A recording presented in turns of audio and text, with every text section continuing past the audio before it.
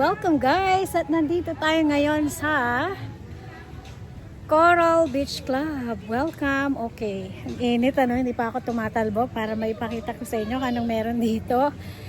Sun check tayo. Tingnan nyo ang buhangin. Let's go, go, go!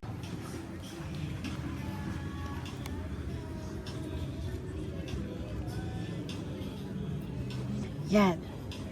So, hindi siya itim. Hindi naman siya parang Boracay na white. Saktong-sakto. O, diba? Tapos, sa dagat, hindi maalon. Tignan nyo ito. Daming isda na natin. Kung hindi maalon, sakto lang pag may bata kayong kasama. Yan. Yan siya. So, dun tayo nag-stay. So, beachfront lang talaga siya. Harap niya, beach na agad. At may pool. Wow.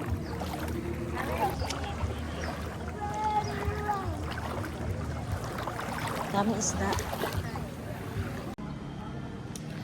Hello guys! Welcome sa isa na namang bagong vlog. At ngayong araw ay nandito tayo sa Coral Beach Club dito sa Batangas. Let's go, go, go! Tingnan natin kung anong meron dito. Ito ang kanilang parking. Yan. Parking area. Yan, may mga rooms na rin sila dito. Lalakad lang ng konti. Dito na lang ang kanilang pool area.